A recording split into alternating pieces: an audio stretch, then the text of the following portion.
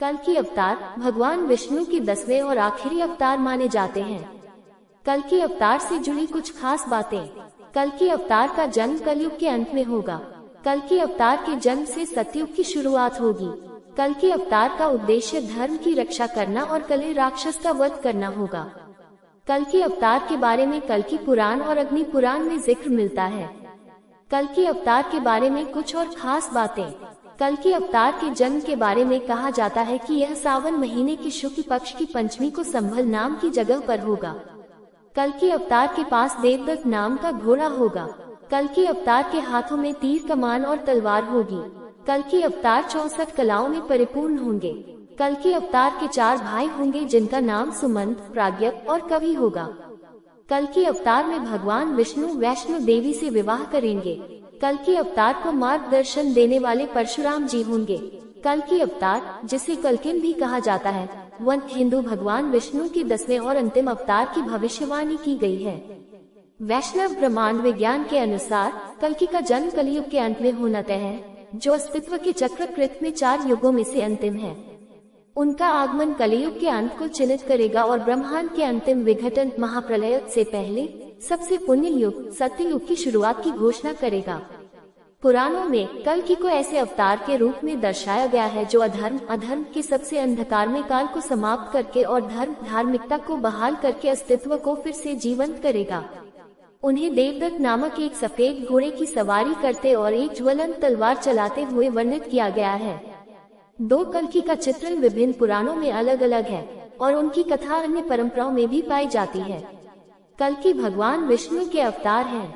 अवतार का अर्थ है अवतरण और यह मानव अस्तित्व के भौतिक क्षेत्र में दिव्य के अवतरण को संदर्भित करता है। गरुड़ पुराण में 10 अवतारों की सूची दी गई है, जिसमें कल्कि अंतिम अवतार है। 16 उन्हें कलियुग के अंत में प्रकट होने वाले अवतार के रूप में वर्णित किया गया है। वह अधर्म को दूर करने के लिए कलियुग के सबसे अंधकार में पतित और अराजक चरण को समाप्त करते हैं और एक ज्वलंत तलवार के साथ एक सफेद घोड़े पर सवार होकर सत्य युग की शुरुआत करते हैं। 17 वह समय के एक नए चक्र को फिर से शुरू करते हैं। 18 उन्हें पुराणों में एक ब्राह्मण योद्धा के रूप में वर्णित किया गया है। 17 पुराणों में उल्लेख किया गया है कि अमर चिरंजीवी उनके जीवन के विभिन्न चरणों में उनकी सहायता करेंगे। कल्कि पुराण में कल्कि का जन्म विष्णुयश और सुमति के परिवार में शंभाला नामक गांव में 23 शुक्ल पक्ष की 13वीं तिथि को हुआ।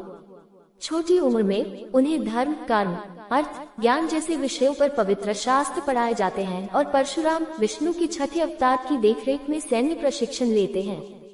24 जल्द ही कल्कि शिव की पूजा करते हैं, जो भक्ति से प्रसन्न होते हैं और बदले में उन्हें देवदत्त गरुड़ का एक रूप नामक एक दिव्य सफेद घोड़ा, एक शक्तिशाली तलवार जिसका हैंडल रत्नों से सजा हुआ है और शुभ नाम का एक तोता प्रदान करते हैं, जो एक सर्वज्ञ है, भूत, वर्तमान और भविष्य।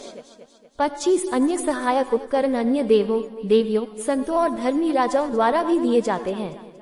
वह एक दुष्ट सेना से लड़ता है और कई युद्धों में बुराई को समाप्त करता है, लेकिन अस्तित्व को समाप्त नहीं करता है। कल्कि शंबाला लौटता है, अच्छे के लिए एक नए युग का उद्घाटन करता है और फिर वैकुंठ जाता है।